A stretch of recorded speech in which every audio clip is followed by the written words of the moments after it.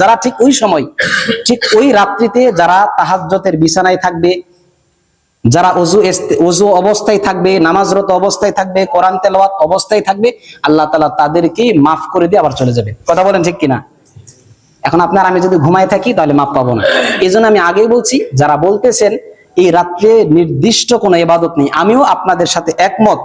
তবে দ্বিতীয় যেই কথাটা আমি বললাম, আল্লাহ মাফ করার জন্য আসতেছেন, তাহলে মাফ পাওয়ার জন্য আপনাকে তো একটা লাইন ঘাট করে রাখতে হবে। লাইন ঘাটটা করে রাখবেন কিভাবে? লাইন ঘাটটা হলে এভাবে, আমি আগে বলছি মসজিদে আসার প্রয়োজন নেই। যদি বাড়িতে নামাজের পরিবেশ থাকে, বাড়িতে নামাজের জায়গা থাকে, বাড়িতে ইবাদতের পরিবেশ থাকে, তাহলে সেখানেই সুন্দর করে যায় নামাজ বিছিয়া 2 রাকাত নফল নামাজ পড়ে, 2 রাকাত সালাতুল হাজত পড়েন, 2 রাকাত ইস্তেগফারের নামাজ পড়ে দোয়া এবং মোনাজাত করতে করতে কান্নাকাটি অবস্থায় থাকেন। ঠিক যে কোনো একটা মুহূর্তে আল্লাহ এসে আপনাকে নামাজরত অবস্থায় দেখবেন আর বলবেন, যাও তোমার মাফ করে দিয়ে দিলাম। এই জন্য আমাদের উচিত এই রাত্রিতে আমরা কি করব? ইবাদতের মধ্যে কাটাবো।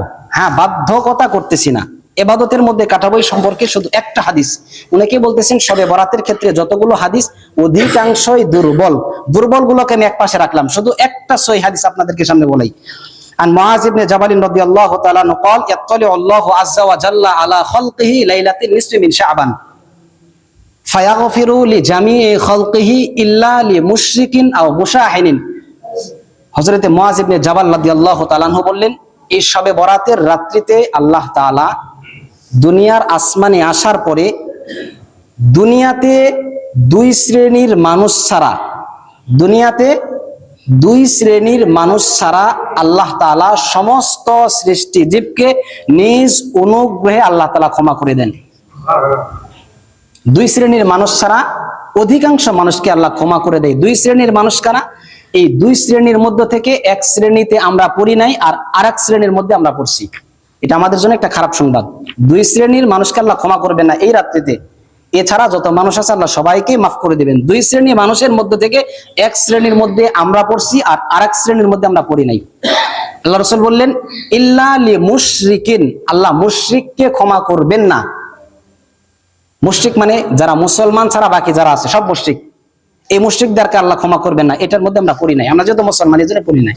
দ্বিতীয় যেটা বলছে আও মুশাহিনিন, মুশাহিনকেও আল্লাহ ক্ষমা করবে না, এটার মধ্যে আমরা পড়ছি। মুশাহিন মানে এটা ট্রান্সলেশন হইলো বাংলাতে হিংসুক ব্যক্তিকে আল্লাহ ক্ষমা করবেন না। হিংসুক ব্যক্তিকে আল্লাহ কি করবেন না?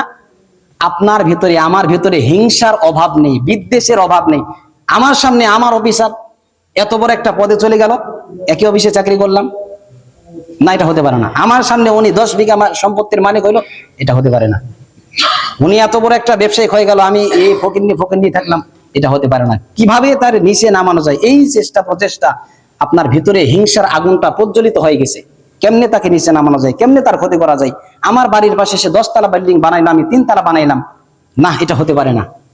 এই যে হিংসা শুরু করলেন, এই হিংসাটা আমাদের প্রত্যেকের ভিতরে কম আর বেশি আছে। যদি আমাদের ভিতরে হিংসা থাকে, আল্লাহ রাসূল বললেন এই মানুষকেও আল্লাহ ক্ষমা করবেন না। এই জন্য এখনই সময় আমরা তওবা এবং ইস্তেগফার করি। আল্লাহ আমাদের ভিতরে যতগুলো হিংসা এবং বিদ্বেষ আছে, আল্লাহ আমরা সব হিংসা এবং বিদ্বেষকে ভুলে গিয়ে আমরা সবাই মুসলমান ভাই ভাই, আল্লাহ আমরা সবাইকেই মাফ করে দিলাম। যদি এই মাইন্ড সেট আপ করতে পারি, আজকেই যদি আমরা সকলের অন্তর থেকে হিংসা বিদ্বেষকে দূর করে সকলকেই যদি মাফ করে দিতে পারি, তাহলেই আগামী 3 ফেব্রুয়ারি রোজ মঙ্গলবার দিবাগত রাত্রিতে আল্লাহ রাসূল যেই ঘোষণা করছেন আল্লাহ তাআলা অসংখ্য মানুষকে মাফ করে দিবেন, তাহলে সেই ক্যাটাগরির মধ্যে আমরা পড়ে যাব। আর যদি ভিতরে হিংসা আর বিদ্বেষ রাখি, তাহলে কিন্তু আমরা সেই দিন মাফ পাওয়ার ন্যূনতম আশঙ্কাও থাকবে না। ভাই ভাইয়ের মধ্যে রেষারেষি আছে না নেই? বন্ধু বন্ধুর মধ্যে হিংসা বিদ্বেষ আছে না নেই? স্ত্রী শাশুড়ির মধ্যে হিংসা বিদ্বেষ আছে না? হিংসা বিদ্বেষ রাখা যাবে না। আপনিও মুসলমান, আমিও মুসলমান, কেন আমরা হিংসা বিদ্বেষ রাখবো? আমরা মুসলমান ভাই ভাই, যেহেতু আমরা সকলেই মুসলমান ভাই ভাই। হ্যাঁ, রাজনৈতিক ক্ষেত্রে, পারিবারিক ক্ষেত্রে, রাষ্ট্রীয় ক্ষেত্রে আপনাদের একটা ঝামেলা থাকতেই পারে, তবে সেটা সেই জায়গায় রাখবেন। কিন্তু মানুষ হিসেবে, মুসলমান হিসেবে আমরা সকলেই ভাই ভাই। এই দৃষ্টিকোণ থেকে আমরা সবাই সকলকে মাফ করে দেবো, ঠিক আছে না ইনশাআল্লাহ? আর শবে বরাতের রাত্রিতে, শবে বরাতের দিনে, মঙ্গলবার দিনে আমরা যে ইবাদতের মাধ্যমে কাটাবো, পরের দিন একটা রোজা রাখার কথা হাদিসের মধ্যে আসছে। এই হাদিসটা দুর্বল। এই হাদিসটা কি? দুর্বল। তবে আমি গত জমায় পড়েছিলাম আল্লাহ রাসূল সাল্লাল্লাহু আলাইহি ওয়াসাল্লাম শাবান মাসে সবচেয়ে বেশি রোজা রাখাকে পছন্দ করতেন এবং এই শাবান মাসেই সবচেয়ে বেশি তিনি রোজা রাখতেন। শাবান মাসে সবচেয়ে বেশি তিনি রোজা রাখতেন।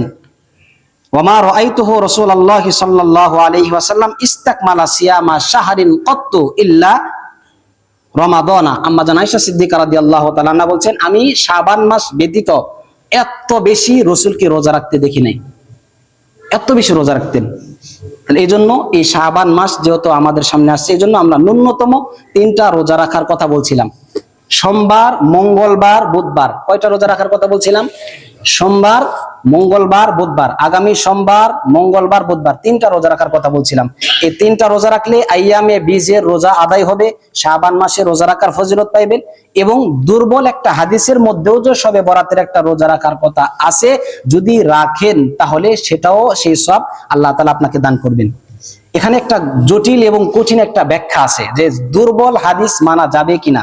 সময় সংক্ষিপ্ত বলতে পারবো না, তবে এতটুকু বোঝাই, একটা জিনিস বোঝেন। দুর্বল হাদিসকে আরবি ভাষায় বলা হয় জয়ীফ হাদিস। একটা শব্দ হলো জয়ীফ মানে দুর্বল, আর একটা হলো হাদিস। হাদিস মানে, হাদিস বলা হয় 3টা কথাকে। কয়টা কথাকে? রাসূলের কথা, রাসূলের কাজ, রাসূলের মনোসমর্থন। এই 3টাকে হাদিস বলে। কি বলে? 3টাকে হাদিস বলে। রাসূলের কথা, রাসূলের কাজ, রাসূলের মনোসমর্থন, 3টাকে হাদিস বলে। এখন এই যে রাসূল একটা কথা বললেন, আচ্ছা রাসূলের এই কথাটা কি দুর্বল হতে পারে? যদি আপনি বিশ্বাস করেন রাসূলের কথাটা দুর্বল, আপনার ঈমান চলে যাবে। রাসূল যেই কথা বলে এটা দুর্বল হতে পারে না। রাসূল মুখ থেকে যে কথাটা বলে, যে কাজটা করে, এটা কি হতে পারে না? দুর্বল হতে। তাহলে আপনি হাদিসটাকে দুর্বল বললেন কেন? হাদিস মানে রাসূলের কথা, হাদিস মানে রাসূলের কথা, কাজ, মনোসমর্থন, 3টাকে হাদিস বলে। তাহলে রাসূলের যে কথা, রাসূলের যে কাজ, রাসূলের যেই মনোসমর্থন, এটা কোনোদিন কি হতে পারে না? দুর্বল হতে। তাহলে অসংখ্য হাদিস আপনারা জয়ীফ জয়ীফ জয়ীফ বলেন, দুর্বল দুর্বল দুর্বল বলেন কেন? হাদিসের 3টা ক্যাটাগরি আছে। প্রথম ক্যাটাগরির নাম সহিহ হাদিস, দ্বিতীয় ক্যাটাগরির নাম হাসান হাদিস, ভালো হাদিস, তৃতীয় ক্যাটাগরির নাম দুর্বল হাদিস। এখন 3টা ক্যাটাগরির মধ্য থেকে সব বক্তারা কি এক মাপের? সব নেতারা কি এক মাপের? সব শিক্ষকেরা কি এক মাপের? না। শিক্ষকের মধ্যে কিছু আছে হাই কোয়ালিটির, খুব যোগ্যতা সম্পন্ন। শিক্ষকের মধ্যে কিছু আছে যারা মধ্যম কোয়ালিটির, শিক্ষকের মধ্যে কিছু আছে যারা ন্যূনতম কোয়ালিটির। যারা ন্যূনতম কোয়ালিটির এরা কি খারাপ?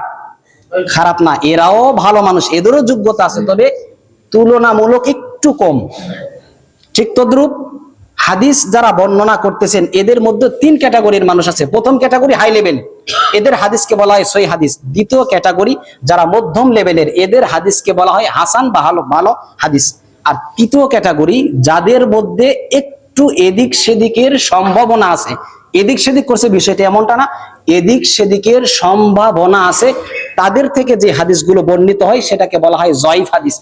তাহলে মাধ্যমের ক্ষেত্রে আমরা হাদিসটাকে জয়ীফ বলি, যে এই লোকটার মাধ্যমে যে হাদিসটা আসছে এই লোকটা দুর্বল, এই জন্য এইটাকে আমরা দুর্বল বললাম। হাদিসটা দুর্বল না, রাসূলের কথাটা দুর্বল না, রাসূলের কাজটা দুর্বল না, এটা তো 100% সঠিক। তবে যে মাধ্যমে, যে প্রসেসিং এ আমার কাছে আসলো, প্রসেসিং এ একটু সমস্যা হওয়ার কারণে আমরা একটা হুকুম লাগাইলাম, একটা বিধান দিলাম, এটা দুর্বল হাদিস। দুর্বল কথাটা ওই ব্যক্তির জন্য হয়েছে, হাদিসের কারণে না। তাহলে দুর্বল যেটা বললাম এটা ব্যক্তির কারণে, রাসূলের কথাটা দুর্বল না। এই জন্য এখান থেকে ব্যাখ্যা বিশ্লেষণ যদি আপনি একদম ইনসাফের নিরিখে যদি জাস্টিফাই করেন, যাচাই বাছাই করেন, তাহলে আপনি এই কথা বলতে বাধ্য হবেন যে রাসূলের হাদিস দুর্বল না। রাসূলের হাদিস কি না? রাসূলের হাদিস 100% সঠিক। বাকি দুর্বলতা হইলো কেন?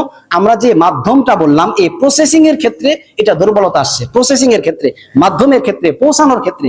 এই জন্য ওলামায়ে কেরাম যারা মুহাদ্দিস, হাদিস ব্যাখ্যাকারক, তারা বলছে এই হাদিসটা দুর্বল। তাহলে হাদিসটা দুর্বল প্রসেসিং এর ক্ষেত্রে, পৌঁছানোর ক্ষেত্রে দুর্বল হয়েছে, কথাটা কিন্তু দুর্বল না।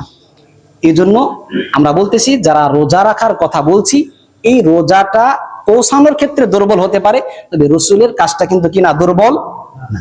এজন্য আমরা নিজ নিজ জায়গা থেকে 3টা রোজা রাখবো, সোমবার, মঙ্গলবার, বুধবার। যদি 3টা না রাখতে পারেন তাহলে 2টা রাখবেন, যদি 2টাও না রাখতে পারেন অন্তত 1টা রাখবেন। রাখা থেকে বিরত থাকবেন না। কেন বিরত থাকবেন না? আমি আগে বলছি শবে বরাতে নির্দিষ্ট কোনো আমল নেই, তবে আমল নেই যদি এই কথা বলি তাহলে যেটা বললাম কম্বল মুড়ি দিয়ে ঘুমায় থাকবেন, ঠিক ওই মুহূর্তে আল্লাহ দুনিয়াতে আসবে আর আপনাকে ঘুমন্ত অবস্থায় পাবে। আর ঘুমন্ত অবস্থায় পাইলে আল্লাহ তাআলা আপনাকে কি করবে না, মাফ। যদি মাফ পাইতে চাই, যদি ক্ষমা পাইতে চাই, তাহলে আমাদেরকে নামাজের অবস্থায়, তাহাজ্জুদের অবস্থায়, কোরআন তেলাওয়াতের অবস্থায় আর দোয়া এবং মুনাজাতের অবস্থায় আমাদেরকে থাকতে হবে। যদি থাকতে পারি প্লাস পয়েন্ট, বাস আপনার ক্ষমা পেয়ে যাব। যদি না থাকতে পারি আল্লাহ তাআলা আমাদেরকে ক্ষমা করবেন না। এজন্য সকলকেই অনুরোধ করব, এই রাত্রিতে নিজ নিজ ভাবে ব্যক্তিগতভাবে আমার ক্ষমা দরকার, আমার ক্ষমা দরকার, আপনার নামার দরকার। এজন্য আমি আল্লাহর কাছে কান্নাকাটি করবো। হ্যাঁ, যদি আপনি কান্নাকাটি না করতে পারেন, আমি কান্নাকাটি করতে পারি, তাহলে আমার দোয়াতে আসে আপনি আমিন আমিন বলবেন। হতে পারে আমার আমিনের সাথে আল্লাহ আপনার আমিন কবুল করে আপনাকে মাফ করে দিবেন, হতে পারে না ইনশাআল্লাহ।